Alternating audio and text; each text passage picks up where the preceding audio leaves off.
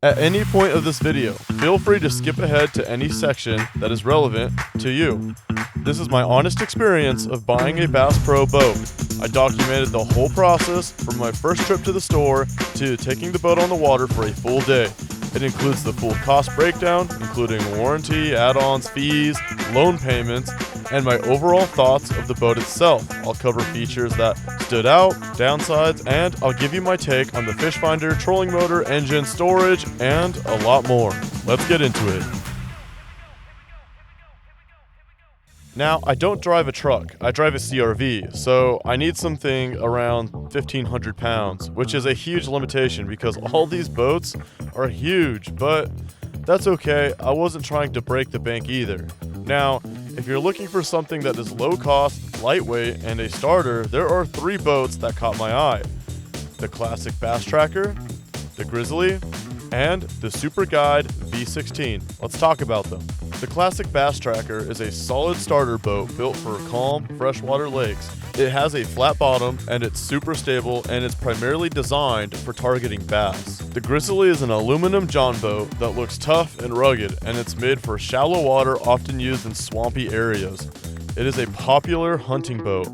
The Super Guide V-16 is a deep V hull boat that is made for handling choppier waters like lakes or reservoirs, and it can handle waves up to 3 feet. It offers more space than the Bass Tracker, making it great for fishing with a lot more people. So the price is about the same for all 3 of these, and the weight capacity is about the same. Now, I live in Las Vegas, and the main place to fish out here is Lake Mead.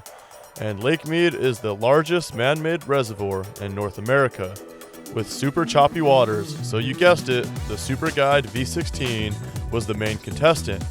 Now, depending on where you live, one of these other boats may be a better option for you. Now, there was another thing that caught my eye, and it was the T part in the name. It stands for tiller, and having a tiller rather than a steering wheel is unusual for these models. I ended up choosing the tiller version for one reason: the weight difference. The difference between the tiller version and the standard version was about 150 pounds, which is great for towing with my CRV. And another benefit was all the space you get in the boat to move around, and sleeping space, which I know I will be using.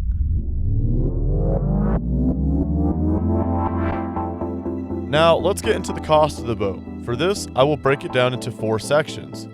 What is the cash total of this boat? What does it look like if you are financing the boat? What are the perks of buying a boat with Bass Pro? And trust me, I was happy about this part. And what does the insurance look like for this boat? This boat was advertised for $16,595, but of course, there's more to it than that. Here's the breakdown. Freight and prep was another $1,350, which is the cost to ship the boat and get it fully rigged and ready for the water. Now, all models at Bass Pro do include brakes on the trailers, unless you special order one without brakes. So brakes were $450. Then there's paperwork fee for $190, then a UCC filing fee for $60, which basically covers the cost for filing a legal document that gives the lender the right to repossess the boat if I stop making payments. There's a $89.25 fee to register the boat with NDOW and for a temporary permit on the trailer. And finally, the Nevada sales tax, which is $1,540.58 for a total of $20,283.83. I also added 2 plans, the Premier Protection Plan for $1,239 and the Axiom battery fee for $399, which is optional, and I will explain in a second why I chose these plans. So this brought my total up to $21,921.83. Now, I did finance this boat, and this part can vary from person to person, but I will share what this looked like for me. So I put $4,000 down, which means I needed to finance $17,921.83. My interest rate was 8.39%, so the amount of interest on my loan would be $10,568.57. So this gives me a total of $28,490.40 to be paid over 12 years. Now, of course, if you know anything about loans, if you pay into the principal, this can go down a lot. I know this looks scary, and it is a lot of money, but what does it look like each month? Well, for myself, it resulted in $197.85, and that's not bad for my situation. I'm very comfortable paying that amount each month to have a very reliable boat. Now, the big variable in all of this is the interest rate. Mine was 8.39%, and I asked the finance manager what rate he typically sees. He said the typical range is anywhere from 7% to 17%. That range can dramatically affect your monthly payment. For example, at 17%, my interest jumps to $24,193.92, and your monthly payment would be around $292.47. And this is about a 47% difference. Now, during the financing process, the finance manager walked me through a bunch of optional protection plans, and right off the bat, most of these plans are probably not worth it for most people. Out of the 5 plans, I chose 2 of them. The first plan was Premier Pro Plus. So the Premier Pro Plus, whenever this is going to make the warranty on everything you're getting 7 years.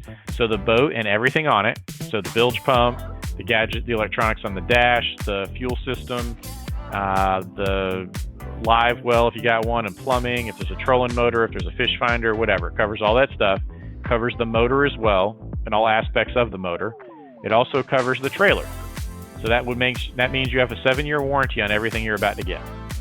If any of it needs a repair, it's not working right, it'll cover parts, labor, and sales tax for the repair, and it'll do so on everything for 7 years. Regular maintenance is not covered, so like you got to do your own oil changes. It's not going to do an oil change for you, and it's not going to put gas in it.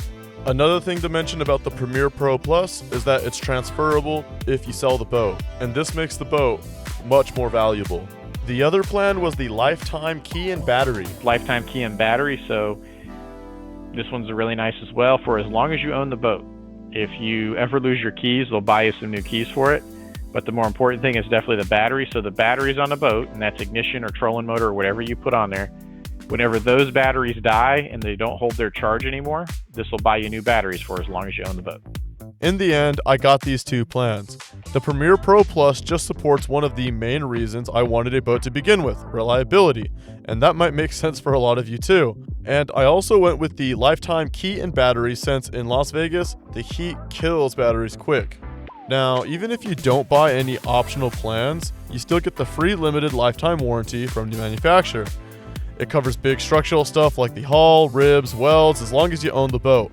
On top of that, it covers things like wiring, plumbing, switches, gauges, and vinyl for up to 5 years, and the trolling motor and fish finder for up to 3 years. But the basic warranty does have its limits. It only covers manufacturer defects, not accidents, negligence, or user error. For example, if you hit a submerged rock and damage your hull or prop, that's on you. But with Premier Pro Plus, it actually covers these kinds of situations. And I know I'm not above a mistake. Now, I was impressed with the insurance. Car insurance is super expensive, and I was expecting about the same thing with this boat. But when I saw the price of $327 per year, I was pretty happy. That's for about $27 a month, and that's for full coverage. And that pretty much covers the cost analysis part of this video. Well, it's done. Honestly, it's pretty exciting.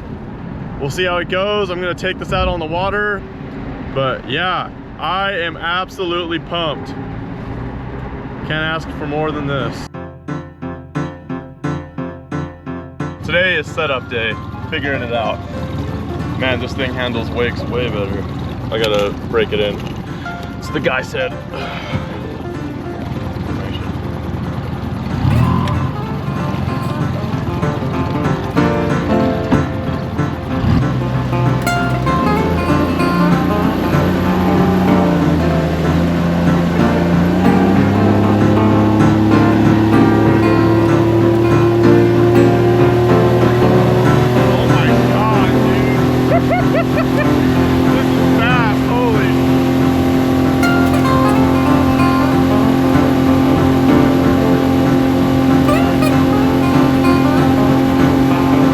Now, at this point, let's actually talk about the boat. Like I stated earlier, I got the Super Guide V-16, and I'm just going to give you my overall thoughts. First, let's talk about the weight. I'm super happy how this turned out. My car handled this perfectly. As you know, I purposely chose the model without a steering column because I wanted a lightweight boat that my 4-cylinder car can handle. I was able to launch this boat no problem. While I was pulling the boat out of the water, my RPMs didn't even go past 2,500 RPMs, which tells me my car launched this with ease. As I mentioned earlier, all of the trailers from Bass Pro come with a braking system. So if you have a 4-cylinder vehicle like I do, this braking system really helps. The trailer just needs power from the vehicle to function properly, and it can get that from the regular brake lights. No need for an extra line. How does it work? Well, the way this works, these brakes, is that it's got about maybe that much play. Okay, it's got a shock absorber. So when your car hits the brakes, it scoots up on that little play right there. Yeah. When that pressure switch hits, it applies the brakes to the trailer. Okay. The old way it used to be electric brakes. This is all boats are like this now. Now that's enough about towing. Let's talk about the boat. The foot pedal trolling motor was a huge convenience, and it comes with the Minn Kota PowerDrive trolling motor rated at 42 pounds of thrust, and it runs on a 12-volt system. I'm used to having to constantly move the trolling motor by hand, so being able to control everything with my foot was a big upgrade. That said, one of the downsides was how tough it was to pull the motor out of the water and put it into the water. Yeah, getting it back into action, you can't tilt it directly in. You gotta slap it to get it free. Sometimes it takes a little bit of force to move it forward, which is another little annoying, but you gotta get over the humps here. Yeah. There are 2 positions you can stow the motor in. One is straight up for a quick removal. If you just want to pull it up really quickly without tilting it back, because you're just moving spots and you're using the regular motor, yoink, yank it up. And the other is in a normal position, which is completely out of the way. Pull it back, yank it on there. And one quirk about this is you can't easily put it right back into the storage mode because the motor conflicts with that piece. Oh yeah. So you have to give it a slap, drop it, and then pull it in. Straight up position is super convenient when chasing boils. Overall, while it still has a few quirks with getting it in and out of the water, I'm still overall happy, mainly due to the foot pedal. A common upgrade I saw all over online was upgrading the standard 6-gallon tank to a 12-gallon tank. At first, I was really hoping that I didn't need to do this, but after fishing for 16 hours at Lake Mead, I'm afraid it's a good recommendation, especially on big lakes. I boated around for a full day at Lake Mead, which is a giant lake. In fact, it's the biggest man-made reservoir in North America. So I'm not sure if you'll have this problem with smaller lakes, but I burned through about 10 gallons on a 16-hour day chasing boils, and luckily there is a fuel pump on that lake, so I wasn't stranded, but an upgrade is definitely in the works. The red and green side lights and the white lights are super easy too. The boat comes with them on the side compartment, so you just need to take them out and plug them in the slots, and that's it. Super easy. Now, when putting your drain plug, there are 2 holes. One is for your Livewell, and the other one is for your drain plug. Don't mix these up like I did. Yeah. Am I sinking? No, my hand's on it. I put a plug on there last night. There's no plug? You put the plug in the wrong hole. Oh my God. Luckily, my buddy was out there and he plugged it with his thumb to stop it from sinking. And we were able to swap it out without sinking my boat.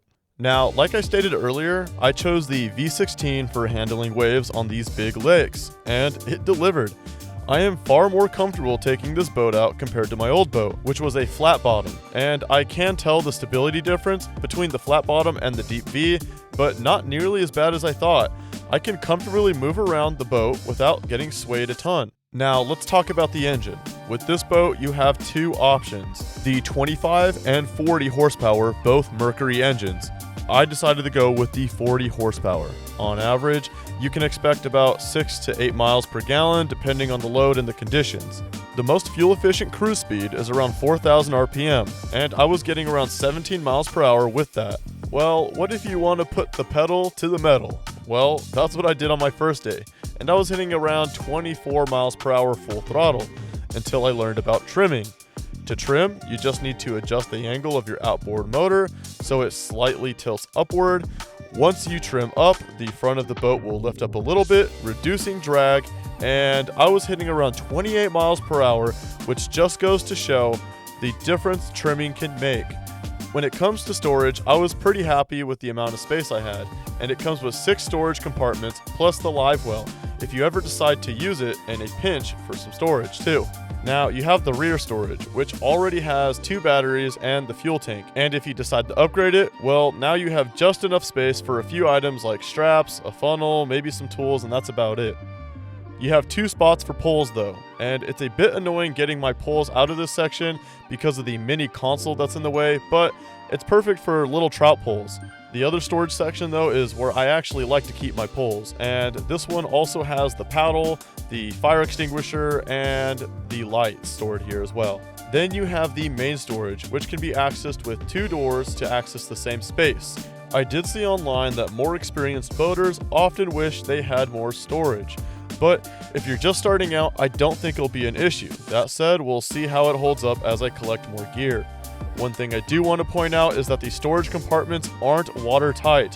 While I was castinating, a bit of water splashed in and ended up soaking my camera equipment in the main storage area. That was a huge letdown, especially since it's the largest compartment, and from now on, I'll be relying more on the side compartments to keep things safe. Going back to the Livewell, it works great. You just flip a switch and it pumps water right into the Livewell. I stuck a bunch of shad in here and it kept them alive most of the day, so no complaints here. The fish finder is a Garmin Striker 4 and it comes with all the common features you'd expect from a Garmin unit. Solar, depth, temperature, and GPS waypoint marking. I don't have much to say about its performance because it works fine, but honestly, I'm disappointed by the screen size. With a boat like this, I would expect a larger display. That tiny screen is so hard to see, especially at a distance or in the bright sun. Out of everything on the boat, I was probably let down the most by this. One thing I should mention is how the driver's chair is in the way of the tiller. When the chair is facing forward, it blocks the tiller from turning all the way unless you lift it up, and that can be scary in a pinch. So just a heads up to make sure you swivel your seat to the side before using the engine. This boat came with no rod holders, but it came with a VersaTrack system. What the VersaTrack system is a track that goes all around your boat, so this makes it easy to attach rod holders anywhere around your boat. And not just rod holders, I've seen people mount cutting boards, storage bins, cup holders, tool racks, fish finders, downriggers, bait trays, camera mounts, and even custom attachments, so you can build whatever you want. This is honestly one of my favorite features. Another useful tip that came straight from the sales rep was to use a fuel stabilizer additive. I figured I'd pass it on because it's actually really useful. A lot of boat owners let their boats sit for long periods, especially in the off season. The stabilizer keeps your fuel in good shape for up to 2 years, compared to the 6 months without it. As for the fuel, this is a Mercury engine and it takes 87 octane unleaded gas. You don't need premium or ethanol-free fuel, but if you can get ethanol-free, it's generally better for long-term engine health, especially if your boat sits a lot. So, was this boat worth a 12-year loan? Well, for me, the answer is yes. After going through this whole process, from weighing the pros, the cons, choosing the right model, understanding the cost, and finally getting onto the water, I can confidently say there are legitimate reasons to buy a boat, especially if you value your time outdoors and you want something reliable. Hopefully this video gives you a real-world look into what to expect and helps you decide if getting a boat makes sense for you. Stay tuned for my 6-month review, and thanks for watching. See you on the water.